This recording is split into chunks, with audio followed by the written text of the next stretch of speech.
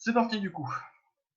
Bon, du coup, ce soir, le programme de ce soir, ça va être tout simplement l'analyse sur tout simplement les paires classiques, donc l'euro USD, GBP USD, Dow Jones, DAX et le gold, parce qu'il y a énormément de choses à raconter et à analyser. On est sur des setups qui sont extrêmement intéressants, que ce soit pour tout simplement du moyen terme ou du swing. Et donc, du coup, on va commencer dès maintenant avec l'euro USD. Donc, du coup, hop, voilà, donc là, vous avez le graphe sous les yeux. Dites-moi tout simplement comment est-ce que vous traderiez l'euro USD pour cette nouvelle semaine, ou tout simplement quelles sont pour vous les zones à surveiller. Si vous voulez que je change le time frame, vous avez juste à le dire dans le chat.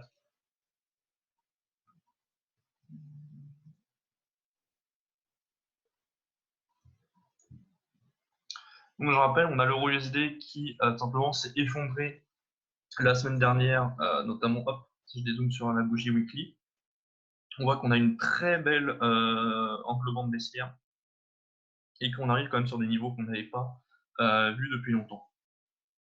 Donc allez-y, lancez-vous.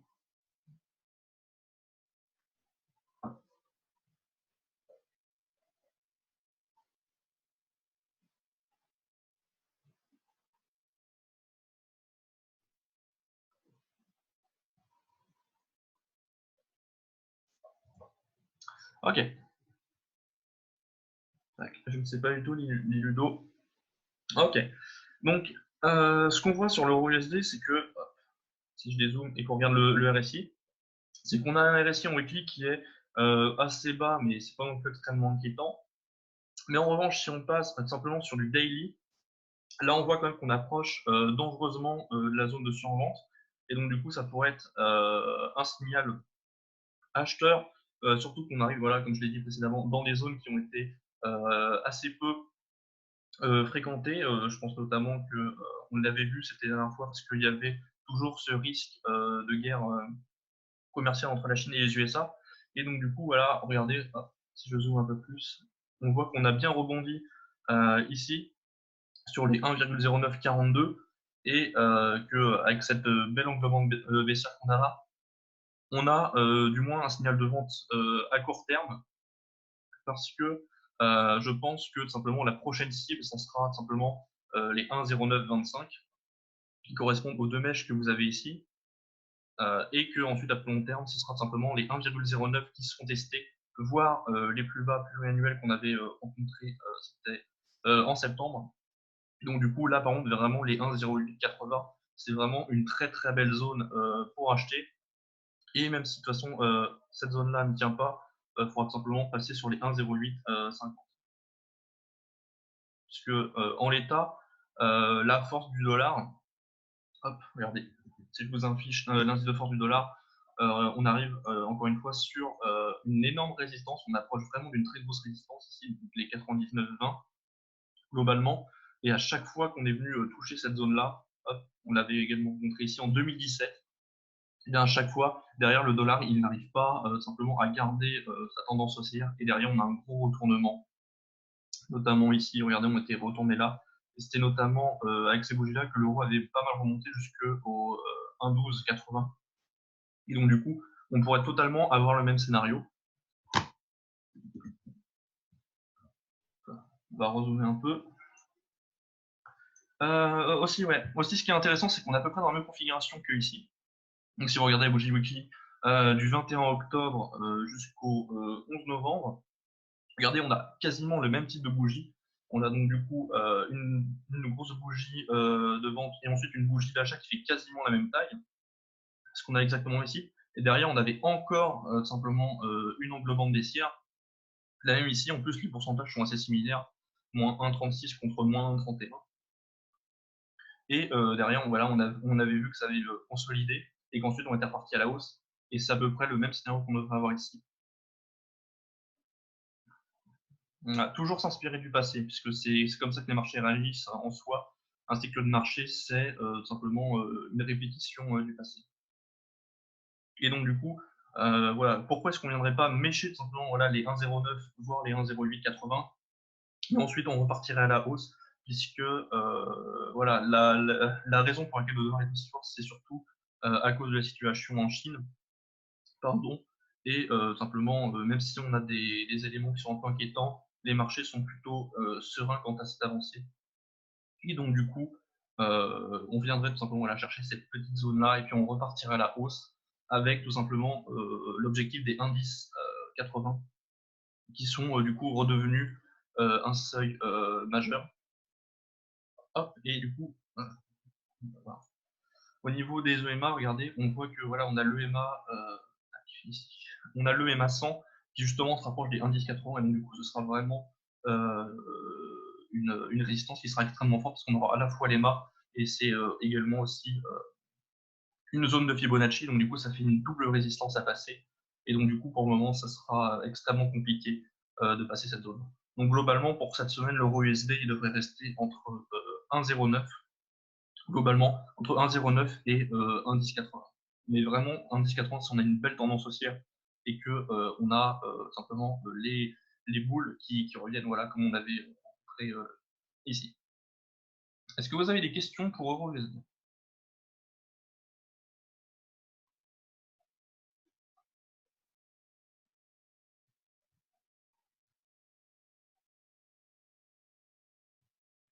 Ok, super. De toute façon, si vous avez des questions, on reviendra dessus. Ok, c'est clair pour lui. GBP USD, eh ben, on a eu la chute, mais tout simplement parce qu'il y a une forte corrélation entre GBP USD et Euro USD. Regardez, je vais même vous montrer ça.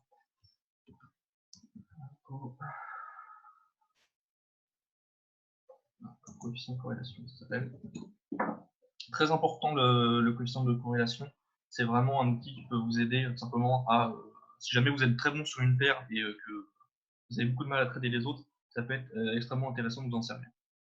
Voilà. Donc sur Euro USD, on voit qu'on a quand même, on est quand même à 66% de coefficient de corrélation, ce qui n'est pas du tout dégueu, c'est vraiment un signal fort. En daily, voilà, on a vu qu'ici on avait une petite inversion parce qu'on avait une bougie acheteuse.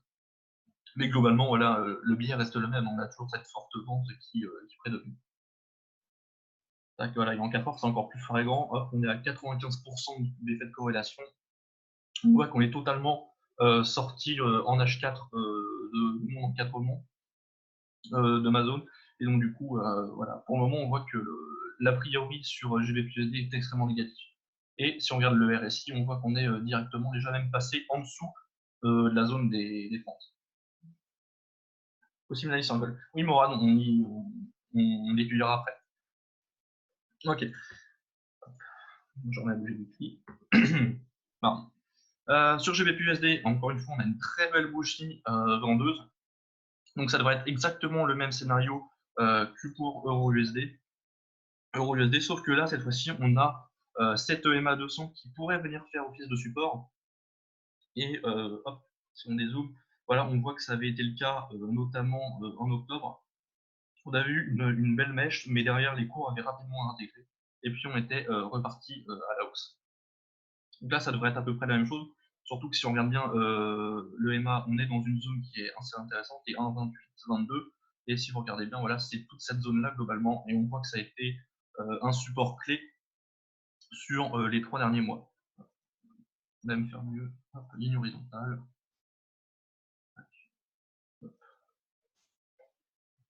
Voilà, si vous regardez bien, on voit qu'on avait consolidé entre les 1,27,80 et les 1,28,30. Globalement, voilà, c'est vraiment les zones à tenir pour tenter ce rebond haussier. Et que en dessous, vraiment, ça pourrait être extrêmement dangereux pour GBP/USD qui, dans ce cas, pourrait revenir simplement vers la zone des 1,22. Donc pour le moment, exactement le même scénario. On continue de chuter. Tac, on vient chercher l'EMA 200 ou les 1,28-23. Et ensuite, tout simplement, hop, on remonte jusqu'au 1,29,54. D'ailleurs, regardez, c'est les niveaux qu'on est venu lécher.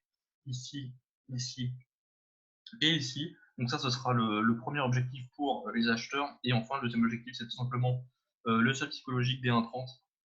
Un seuil psychologique qui est également extrêmement difficile à tenir. Regardez, à chaque fois quand on réussit à percer, hop, on retourne et à chaque fois on tente de consolider et puis ça prend sur les effets, sur les données macroéconomiques, mais derrière la hausse s'essouffle. Est-ce que vous avez des questions?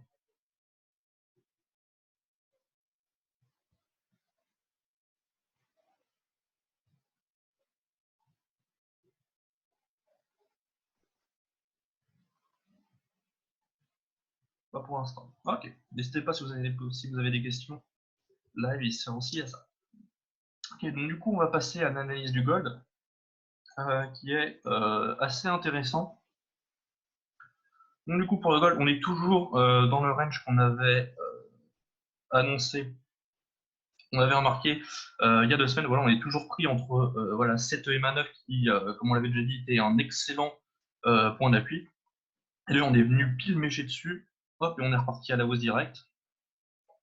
En revanche, si on regarde en daily, il n'y a pas beaucoup de choses qui sont réellement intéressantes. On voit tout simplement qu'on est toujours dans un range, globalement entre les 1548, qu'on voit ici, et les 1590, voire 1593, si vous voulez être vraiment safe et choper vraiment les points hauts. Donc voilà, donc c'est vraiment un très beau range qu'on a. Hop, on peut même retracer ici. Voilà, donc globalement pour le gold, du coup, on a toujours ces EMA, ces deux EMA, EMA 9 et EMA 18, qui jouent toujours leur biais haussier. Et donc, du coup, pour l'or, ce qui devrait se passer normalement, c'est tout simplement qu'on continue la hausse jusqu'au 1590, globalement, et ensuite on revient chercher 1547. Et tant qu'on n'a pas de réelle clôture à ce niveau-là, on resterait tout simplement dans ce range, on viendrait taper à chaque fois les bornes inférieures et les bornes supérieures, jusqu'à ce qu'on ait des éléments macroéconomiques ou techniques qui viendraient tout simplement annuler ce range qui dure quand même depuis déjà un bon paquet de temps. Voilà, globalement depuis mi-janvier. Donc voilà, donc on vient chercher 1590, hop, on part à la revente, et si jamais tout simplement le scénario haussier s'annule, eh bien hop, on retourne sur 1548 et puis on repart à l'achat. Est-ce que ça va pour tout le monde?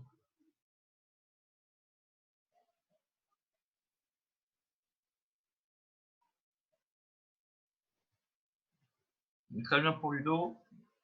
Les autres, c'est OK pour vous aussi?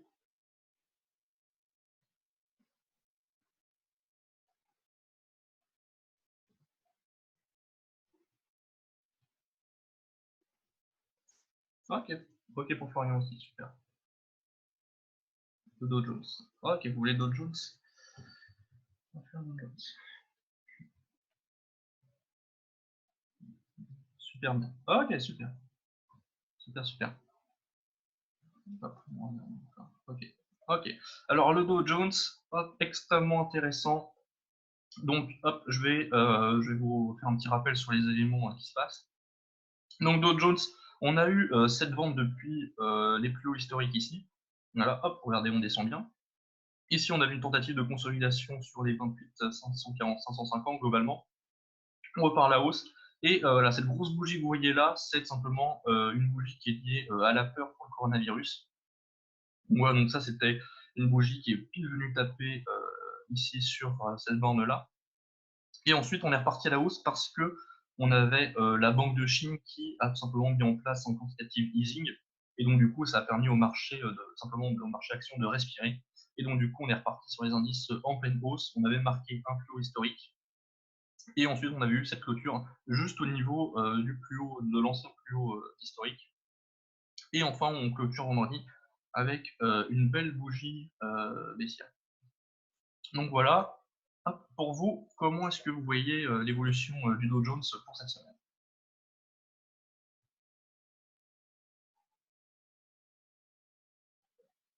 Si vous voulez, je peux dézoomer sur H4, H1, weekly, comme vous voulez.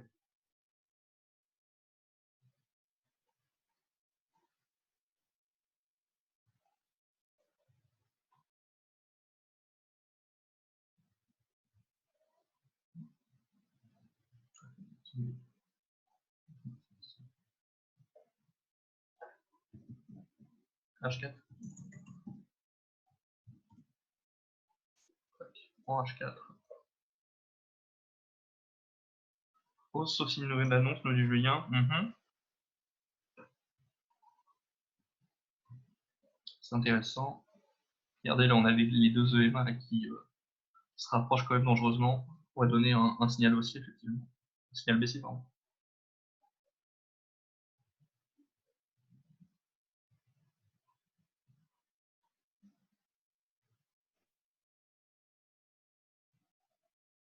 Ok. C'est bon pour le H4 Joe ou pas?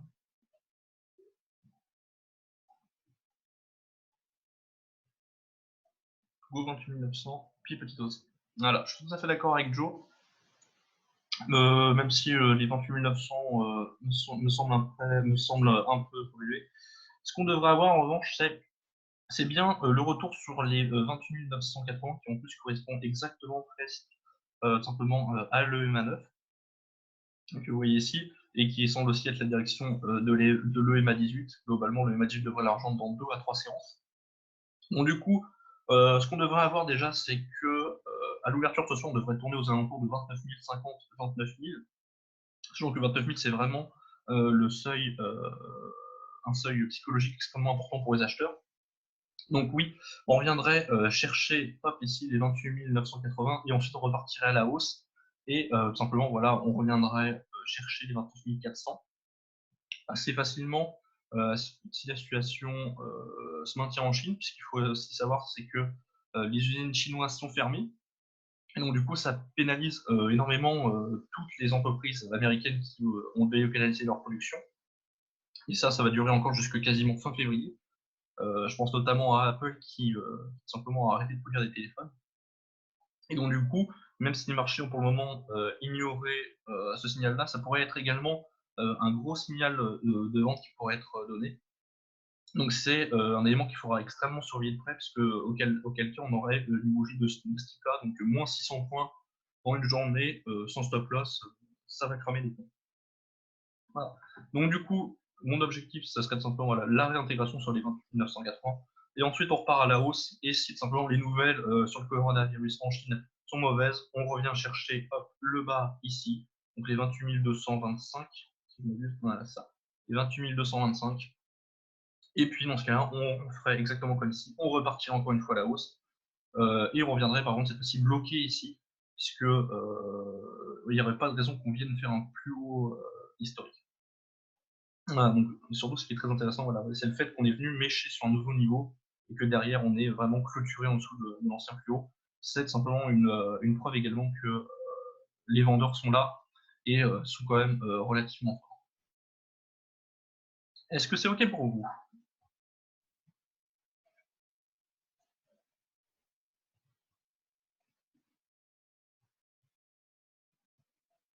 Qui est-ce pour Ludo? OK. N'hésitez pas si vous avez des questions, si vous voulez qu'on étudie plus précisément les zones sur lesquelles vous pouvez scalper. Le DAX pour Stéphane. Je vais juste utiliser mon Fibonacci. 2280, 13 600.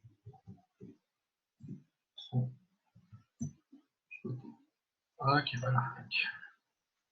Là, le DAX est extrêmement intéressant aussi. On a un très beau.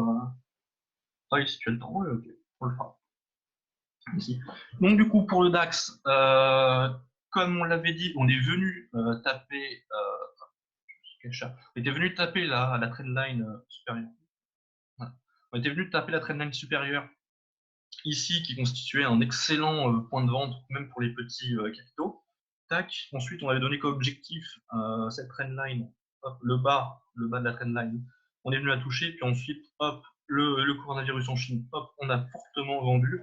Regardez, on est même allé jusqu'au 12 880 globalement, qui était un seuil de Fibonacci qui a extrêmement bien tenu. Et d'ailleurs, regardez, hop, c'était ce qu'on était venu faire ici aussi. On a fait un parfait double top, puisque le plus bas c'était 12 874, ici c'était 12 875, voilà, donc à un point près. Et donc du coup c'était aussi également cette phase de consolidation qu'on a fait en octobre. Et on était reparti à la hausse encore une fois avec le quantitative easing lancé par la Banque centrale de Chine. Là, on arrivait sur les 13 600 quasiment, hop, et ça a revendu direct, avec encore une fois une très belle bougie vendeuse. Et donc du coup, pour vous, comment est-ce que ça va se passer cette semaine, sachant que simplement l'Europe vend beaucoup de produits aux Chinois et que du coup ça pourrait simplement beaucoup jouer sur la manière dont va évoluer l'indice. Ok, on fera ça après l'analyse.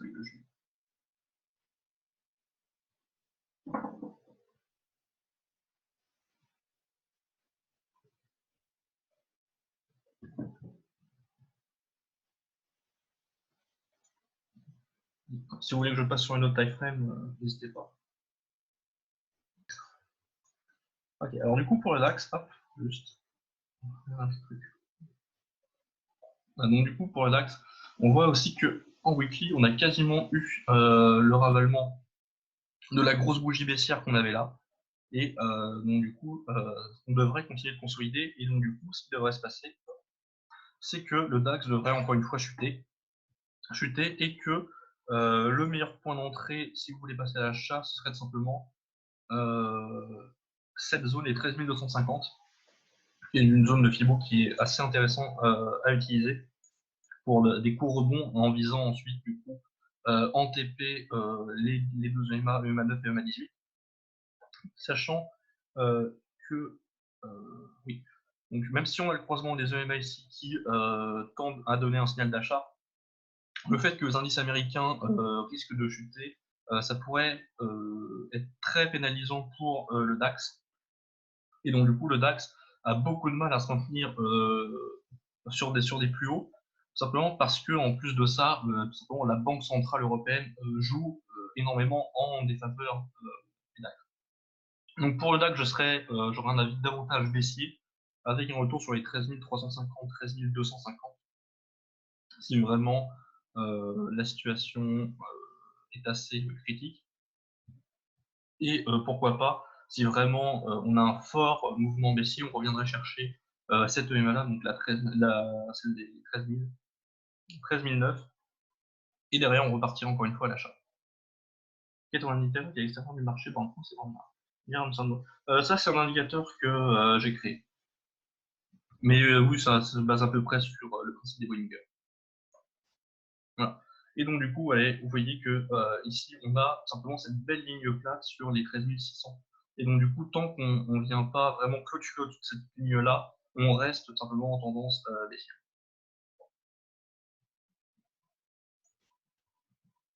Donc, pour le moment, c'est hop, soit on chute, soit on vient chercher 13 600, et auquel cas, si on revient chercher 13 600, on revient vendre, et on viendrait chercher, pourquoi pas, les 13 650, puisque le palier 13 625 a déjà été touché. Est-ce que c'est clair pour toi, Stéphane?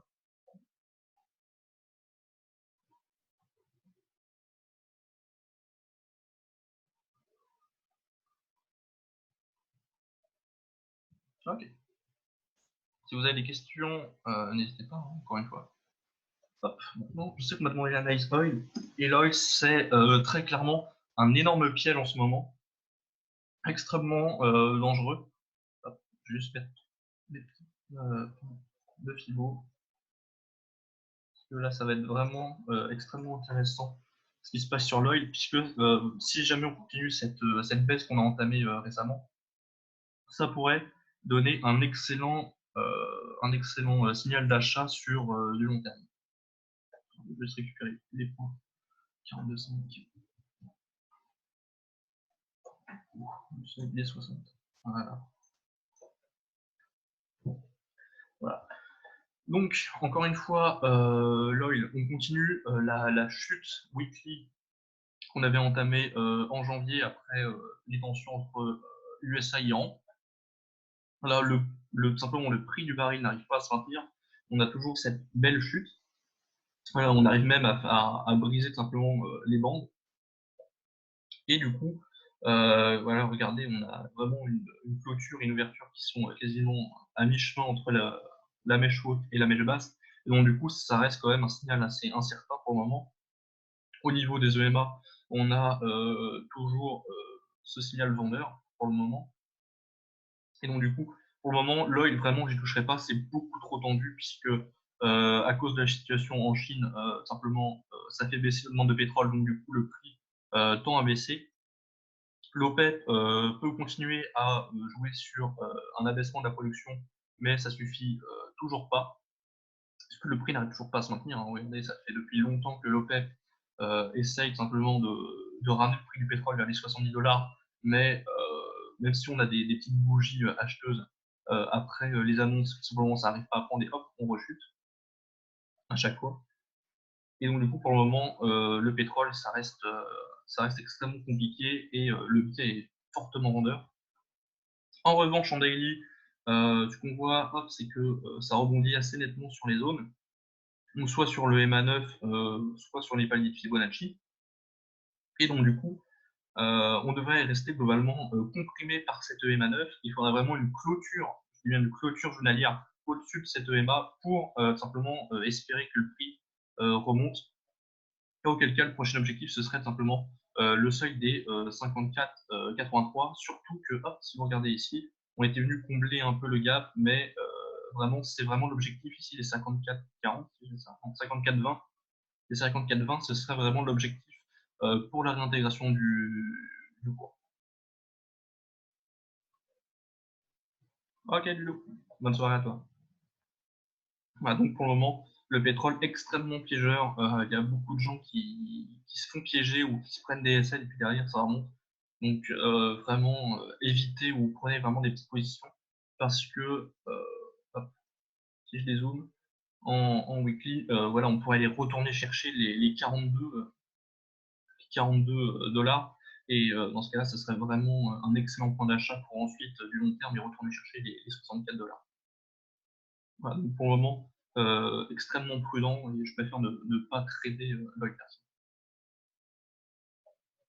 Est-ce que vous avez des questions?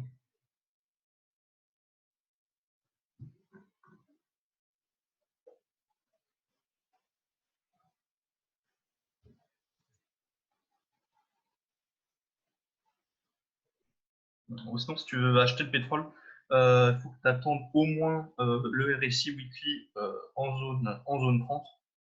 Et encore, même là, si tu regardes ici, là, on était à 30 et puis ça n'a pas empêché le pétrole de continuer à chuter. Sachant que 1, 2, 3, 4, 5, 1, 2, 3, 4, 5. Ouais, tu vois, on a encore une fois, là, on avait enchaîné les bougies de vente. Donc, beaucoup trop dangereux pour le moment. Beaucoup trop dangereux le pétrole pour le moment. Pas pour moi.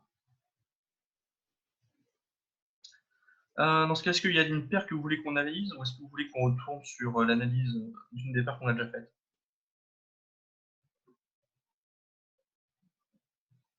Si vous voulez qu'on peaufine les niveaux ou les objectifs?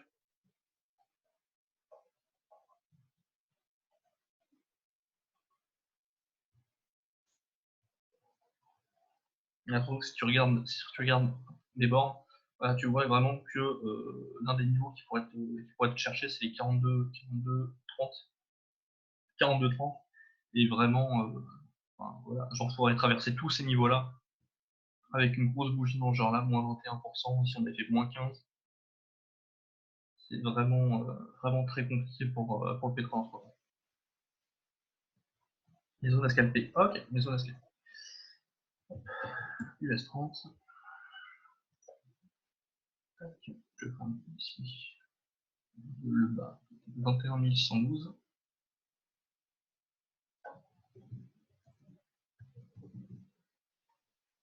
Ici, on va mettre 29 600.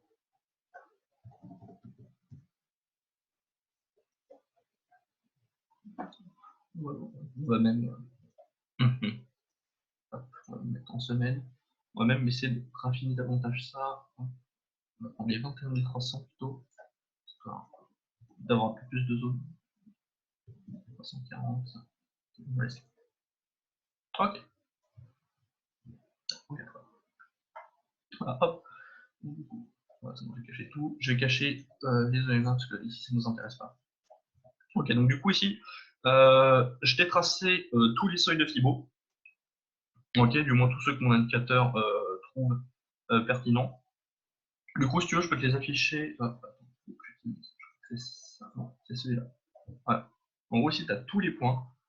Et si tu regardes bien, tu vois que, hop, regarde ici le niveau de Fibonacci, il est touché, on vient le chercher, hop, ici, on revient chercher cette zone-là, hop, on vend, tac, ici, on rachète, hop, on vient chercher le niveau supérieur, on revient sur ce niveau-là, on essaie de revenir sur celui-là, mais on n'y arrive pas, hop, on retourne chercher ce niveau-là, etc., etc.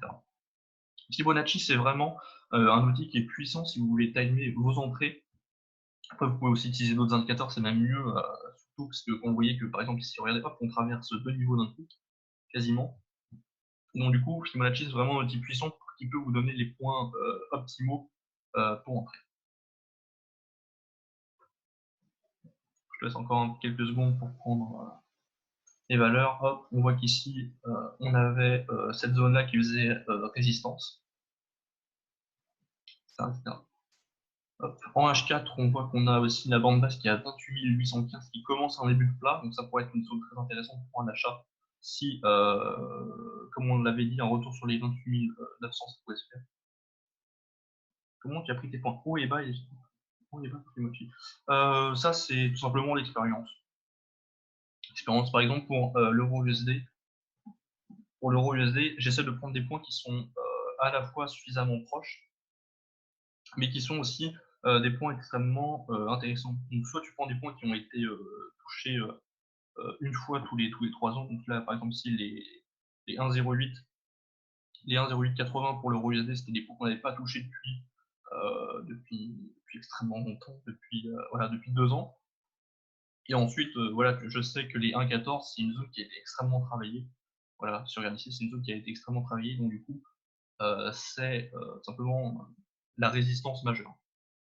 Alors en gros, je me base sur quelle est la valeur qui est le support clé pour conserver une tendance acheteuse à long terme et quelle est la résistance majeure qui pourrait simplement venir faire échouer ce scénario. De toute façon, si vous voulez utiliser l'outil Fibonacci, parce que moi j'utilise une variante avec qui me donne davantage de points, vous pouvez hop, utiliser directement l'outil retracement Fibonacci.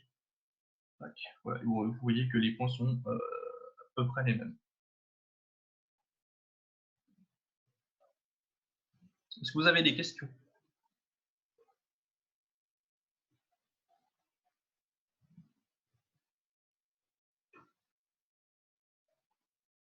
Okay. Si vous voulez, on peut faire une dernière analyse. Je sais pas, EuroJPY, USDJPY, comme vous voulez.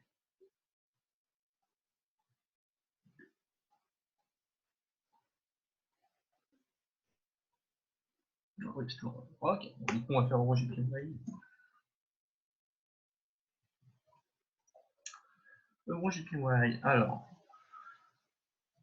Donc EuroJPY, on a cette trendline là qui avait été brisée, notamment par le gap qu'on avait eu ici, puis par voilà, un peu cette clôture là qui avait fait un peu tâche. Mais finalement, hop, on voit que cette trendline là elle est redevenue tout simplement une résistance désormais pour les cours. Ici, on a une très belle consolidation qui s'était faite entre du coup les 119,8 et les 120,42. Ici, on a une forte bougie baissière encore une fois parce que l'euro est extrêmement faible. La borne ici est plate, donc au 120, donc du coup ça semble indiquer que on reste quand même en tendance acheteuse. Et donc du coup, je serais plutôt haussier. Je prendrais même ce point-là, parce que du coup on avait quasiment fait un double bottom ici, 119,77 et 119,80, voilà, à 3 pips près. Voilà, l'annuler, je vais essayer de tracer une ligne complète pour voir si c'est pertinent ou pas. Ouais, voilà, hop, on était venu prendre appui ici, ici. Ouais, voilà, c'est une zone qui a été extrêmement travaillée. Hop, on peut même utiliser Fibonacci. Tac. Du coup, ça fait 115,92 et du coup 122,8. Ok, tac. Voilà, hop, et regardez, en plus, cette zone-là, c'est aussi une zone de Fibonacci. Hop, regardez. Ça se joue à quelques petites près. que j'ai pris globalement les points, j'ai pas pris vraiment les points optimales, j'ai fait un arrondi. Voilà, hop, on voit que ici c'est un niveau, et donc du coup, voilà, donc du coup, on aurait un retour sur les 120, voire les 119,80, et ensuite on repartira à l'achat, donc du coup, hop, on aurait ce niveau-là, donc les 120, 120 globalement, si on vient mécher. Ensuite, on aurait du coup les 120,80, et puis on reviendrait toucher cette trendline, qui en plus, du coup, avec le nombre de séances, ça pourrait, hop, voilà, ça se trouverait en plus au niveau de ce seuil de Fibonacci là, et donc du coup, à ce niveau-là, on repartirait en vente, et puis, tac tac, on viendrait faire le jeu du ping-pong.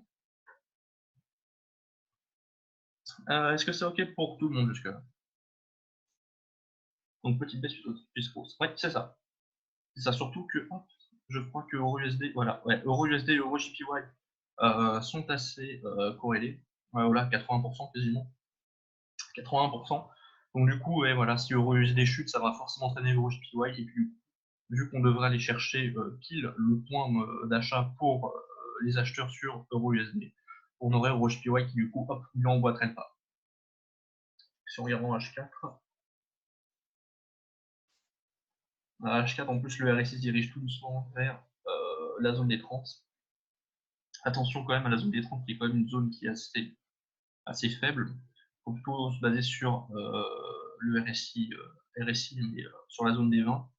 Je crois qu'on peut le changer directement ici. Ouais, voilà. On va faire à 20.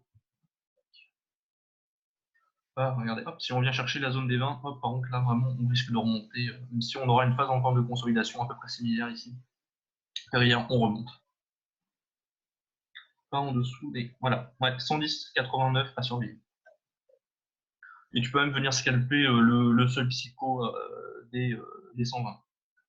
Ah, voilà, ouais. Les 120, tu peux venir scalper rapidement sur 5 ou 10 pips, voire aller au grand max sur 15, là, histoire de retourner chercher ce seuil de Fibonacci ici.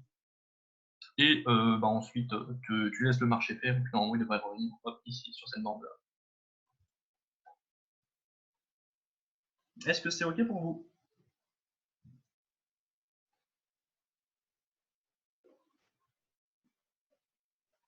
Parfait pour Florian.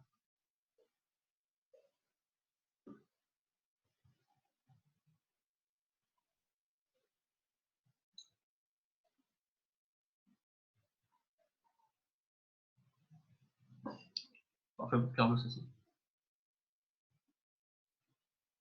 Ok, super. Je suis content que ça ait plu. Eh ben écoutez, bah, du coup, je pense qu'on va terminer ce live ici. J'espère que ça vous a plu. Merci encore d'avoir été présent sur ce live. J'espère que ça vous a aidé tout simplement à comprendre un peu mieux les marchés. Du coup, je vous dis à tout à l'heure pour l'ouverture, et puis surtout, passez une excellente soirée.